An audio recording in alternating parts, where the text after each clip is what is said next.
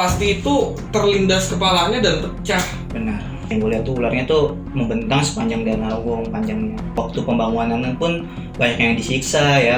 Pas gue pulang itu emang gue melihat salah satu penampakan orang tersebut gitu, yang kira-kira itu lagi megang palanya gini nih. Lagi megang pala, dia jalan aja gitu kan.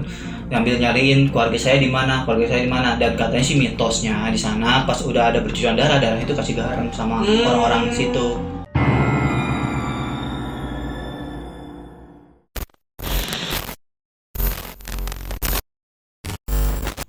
Halo, assalamualaikum warahmatullahi wabarakatuh. Kembali lagi bersama kita berdua di channel Misteri Kita.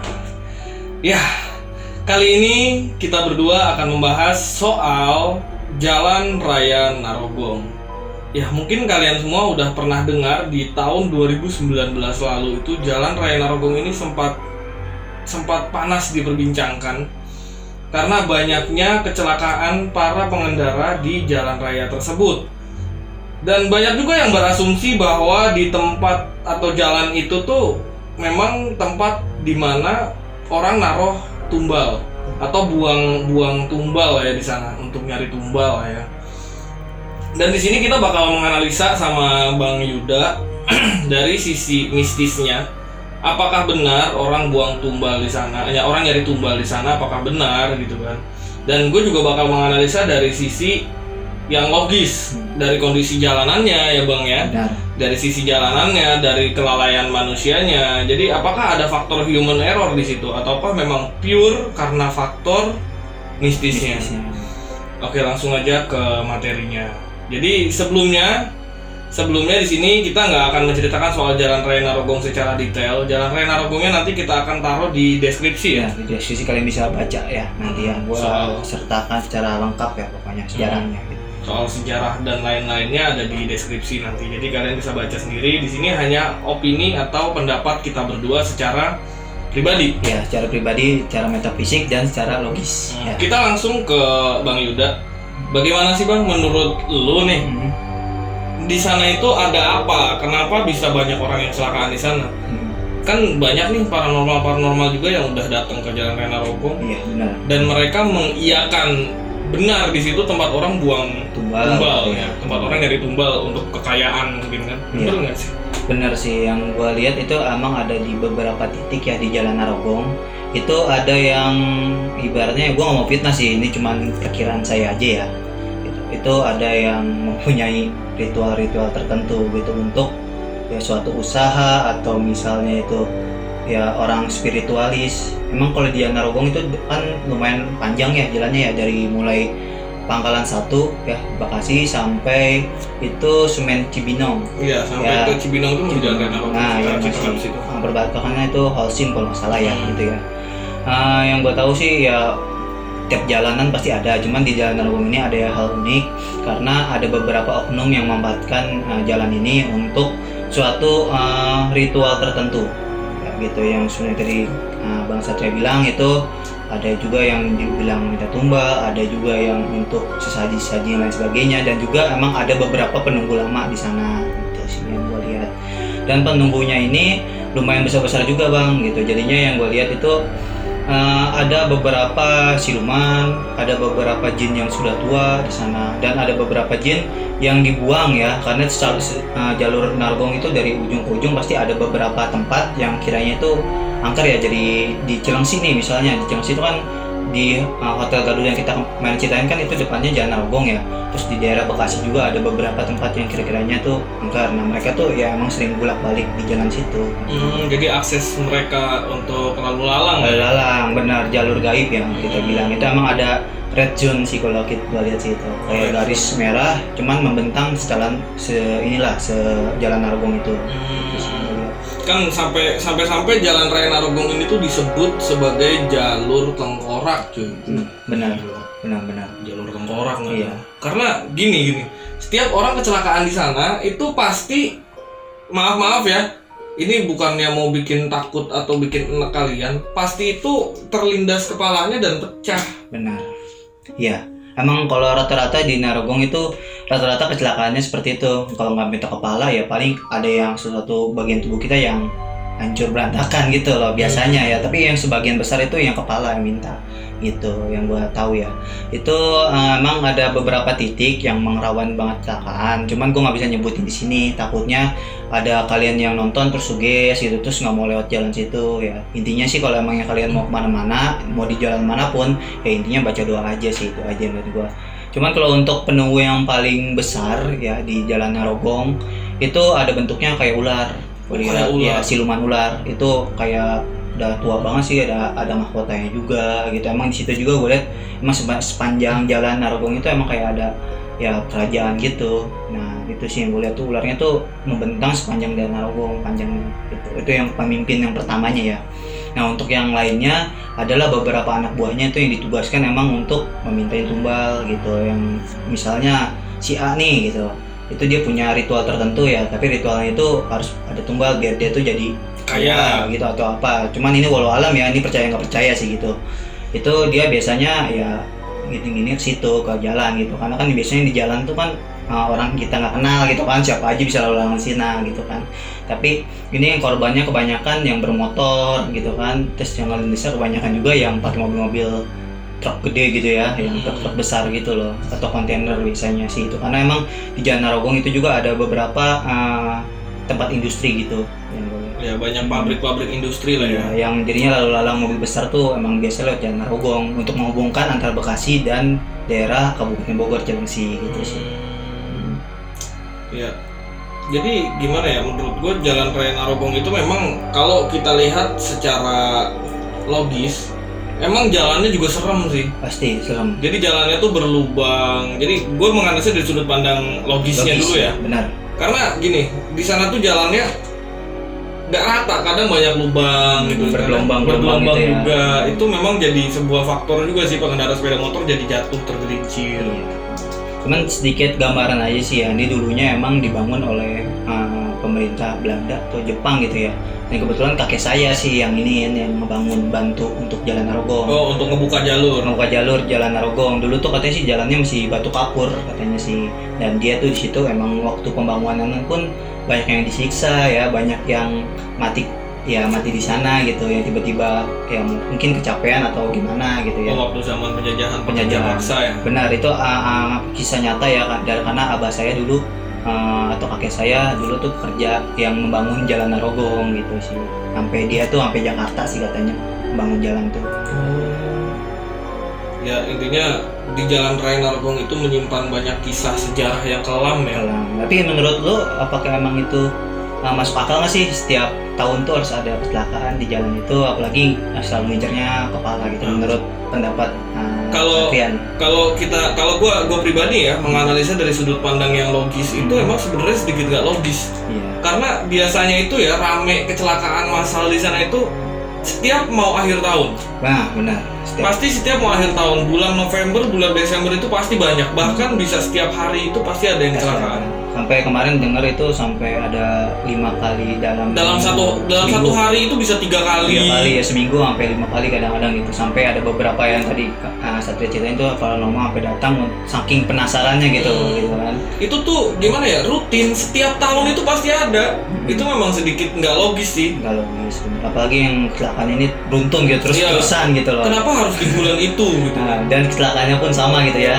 Kepalanya semua. Kondisinya gitu. Pasti kepalanya hilang gitu. Semua sampai sempat ada yang kisah kasihan itu yang masih Jalan Narogong sih, itu ibu-ibu sambil bawa anak, itu ibu-ibunya kelindes, anaknya mental gitu. Gue pernah waktu itu nolongin korban kecelakaan Jalan Raya Narogong juga, depan Kenari. Pernah ya? Ya, depan Kenari situ. Jadi waktu itu gue lagi bikin bakti sosial penggalangan dana untuk salah satu rekan kita. Nah di situ ada bapak-bapak ini anaknya lagi sakit, dirawat di rumah sakit MH Tamrin. Itu dia habis ngambil duit, mau langsung berangkat ke rumah sakit. Anaknya lagi sakit, dia berangkat, nggak taunya kecelakaan di tengah jalan. Itu nggak kepala sih, sini nih bagian sini. Bagian tangannya. Tangan sampai ke kaki. Itu hancur semua berarti. Hancur semua. Dan dia dilarikan ke klinik yang di Kenari Medica itu dan akhirnya nggak tertolong. Itu sedih gue ngeliatnya. Iya. Apalagi lalu yang ada di lokasi. Ada di TKP gitu sambil nolong juga. Dan mirisnya lagi gini ya, banyak orang yang takut untuk menolong orang yang kecelakaan karena dia nggak mau tersangkut kasus atau nggak mau jadi saksi mungkin. Benar. Barangkali juga ada yang mungkin yang jijik kali atau gimana ya, karena kan mungkin berceceran darah. Barangkali juga ada yang sampai dalamannya keluar gitu kan. Pasti kalau kecelakaan kan macam-macam gitu. Tapi kalau untuk kecelakaan paling cuma ketabrak atau serempet doang sih biasanya sih banyak bantu gitu. Ya setidaknya kalau memang kita nggak mau membantu secara detail lah ya, nggak mau ngebantu secara bawa dia ke rumah sakit dan lain-lain, ya tolong jangan ngumpul ngerubung cuman foto terus sebarin gitu kan. Itu sedikit mengganggu sih kalau gue bilang. Ya kalau bisa ya kita rasa empatinya lah timbulin gitu. Kalau memang ada yang kecelakaan, setidaknya kita lapor aja ke pihak yang berwajib kalau kita nggak mau nggak mau membantu orang tersebut. Jangan berkerumun lah. Setelah pihak yang berwajib datang ya udah kita jalan lagi aja. Jangan divideoin apalagi di share ke Facebook. Tapi kan gini loh, takutnya keluarganya itu loh yang nggak terima atau gimana kan. Kasihan juga, apalagi keluarganya tahu bahwa keluarganya itu yang kecelakaan, terus dia ngeliat videonya di Facebook, gimana sih perasaannya gitu kan. Sedih lah pasti. Sedih, apalagi nyebar kemana-mana gitu kan. Dan yang kedua juga takutnya gini, ada beberapa kalau kita omongin terus-menerus ya, ada beberapa jin atau setan yang menyamar jadi orang tersebut. Oh iya. Soalnya gue pernah dulu kan sempat ada yang kecelakaan di pom bensin Perapatan Cilengsi, itu masih Jalan Narogong kan. Itu belum lama emang katanya sih dia kelindes palanya gitu, mau habis isi bensin gitu kan. Nah gue nggak lama melihat karena kan kita dulu kan sering nongkrong di Cilengsi Hijau gitu kan, di tempat warung kopi gitu kan.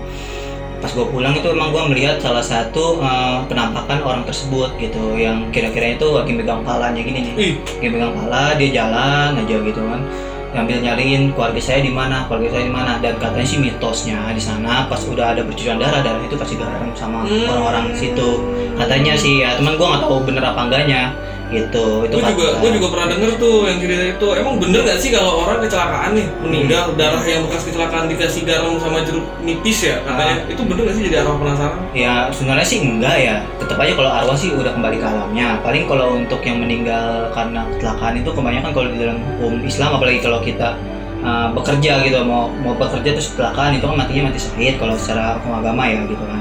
Tapi kalau untuk yang kayak gitu menurutku sih itu hanya beberapa oknum jin atau yang setan-setan jahat aja yang memanfaatkan untuk menakuti kita aja sih gitu. Jadi jin juga ada oknumnya ya? Ada oknumnya, ada beberapa jin yang kira-kiranya itu suka memanfaatkan arwah-arwah manusia gitu atau korin-korin manusia gitu. Tugasnya buat mengadu domba atau kadang-kadang suka terus ke keluarganya kesurupan ngaku jadi orang ini gitu yang tadi kecelakaan gitu. Berkeruk suasana lah ya. Iya benar, banyak banget gitu. Makanya hati-hati buat kalian semua. Sekali lagi kalau mau kemana-mana tetap ya baca doa gitu, biar kita juga mendapatkan perlindungan dari Tuhan gitu. Nah kita balik lagi ke Jalan Raya Narogong ya kan, ke topik Jalan Raya Narogong ya. Ya berarti gue bisa ngambil kesimpulan juga nih, karena bisa aja yang memang jahil di situ itu jin-jin yang oknum-oknum yang iseng itu tadi, yang memang bertugas untuk menakuti manusia, menyebarkan ketakutan, akhirnya orang banyak yang takut. Iya benar. Apalagi di Jalan Raya Narogong ini kadang-kadang pernah dengar ya suatu cerita juga gitu kan. Ada beberapa oknum jin gitu yang menyamar jadi orang nyebrang gitu, tiba-tiba orang lagi naik motor kaget, akhirnya rem mendadak jatuh gitu, akhirnya mohon maaf kelindes gitu kan. Nah ada yang seperti itu, jadi mereka tuh menggodanya macam-macam karena mereka juga nyari teman gitu loh, nyari teman untuk teman jinnya yang pengen nyamar untuk jadi siapa. Nah itu juga sih gitu, emang banyak banget katanya sih dengar-dengar seperti itu. Dan gue juga pernah sempat dulu pas lewat arah Jalan Narogong arah Bekasi sana, itu gue melihat memang ada orang lagi duduk kadang-kadang, atau lagi tangannya kadang-kadang jalan gitu, atau palanya doang itu melayang. Ada sih yang banyak seperti itu, apalagi yang tanpa kepala nih itu jalan aja di tengah-tengah jalan gitu. Dan bahkan di suatu tempat ya, suatu titik di daerah Narogong itu pernah juga gue lihat waktu dulu naik motor itu suka ada lubang besar itu bentuknya lahar. Nah kita tuh jadinya kalau kita yang bisa melihat itu kayak ilusi aja gitu, lagi naik motor tuh kok tiba-tiba ada lubang, ada lahar gitu. Padahal itu kan hanya tipu daya mereka gitu loh, biar mereka kita hanya celaka gitu.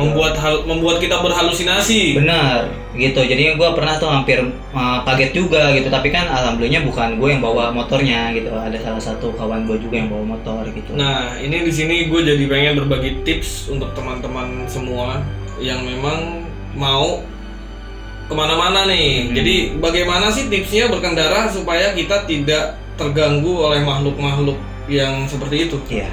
Yang pertama, berdoa sebelum kita mau pergi, benar nggak? Benar, yang pertama benar, wajib berdoa. Yang kedua, kita cek kondisi fisik kendaraan.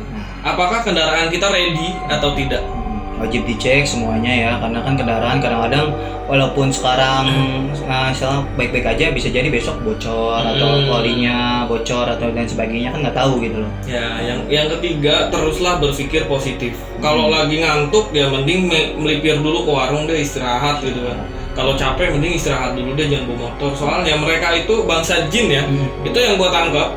Mereka itu yang mereka manfaatkan itu daya otak kita. Benar. Jadi kelelahan kita juga itu kadang-kadang mereka manfaatkan itu. Gitu. Kalau kita lelah, banyak pikiran, apalagi mohon maaf sedang mabuk gitu kan, itu biasanya mereka tuh lebih senang yang menggoda yang orang-orang seperti itu. Kalau kita yang tetap fokus, apalagi yang buat yang beragama muslim, di saat sambil bawa kendaraan sepeda motor atau mobil, mereka sambil berzikir, itu bangsa jin nggak akan mungkin bakal mengganggu kita. Ya, ini aja sih sedikit pesan. Memperkecil ya, memperkecil. Iya, sedikit pesan juga ya dari pendapat Satria yang logis, dan gue juga mendapat pesan nih dari orang yang penunggu sana gitu. Katanya mereka juga kalau kita berdoa gitu, mereka nggak berani.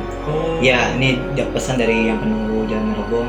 Tapi kalau misalnya kita kemana-mana berbaca doa, minimal ya kalau emang kalian muslim bismillah atau sesuai dengan keyakinan kalian masing-masing, itu mereka nggak berani ganggu. Itu sih, itu aja. Intinya tetap fokus dalam berkendara, jangan berbicara sembarangan juga ya. Jangan sompral gitu ya. Itu aja sih udah sampaikan. Oke, jadi cukup sekian pembahasan kita mengenai Jalan Raya Narogong.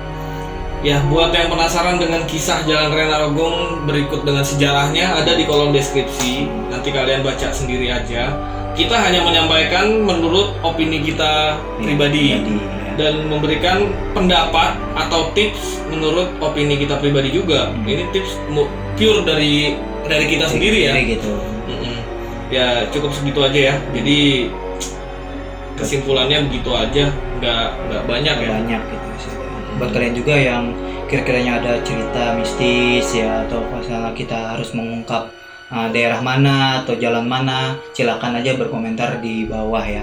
Ya, kalian semua buat yang punya cerita-cerita mistis, mungkin kalian bisa langsung aja komentar di kolom komentar atau DM ke Instagram kita ya. Ke Instagram kita. Ke Instagram Yuda atau ke Instagram gua, mungkin nanti kalian ada di sini untuk menceritakannya. Kalau emang cerita kalian menarik, iya, komentar aja, nanti bisa kita hubungi ya gitu. Itu aja sih. Oke, mungkin segitu aja kali ya. Akhir kata, wabillahi taufiq wal hidayah. Wassalamualaikum warahmatullahi wabarakatuh.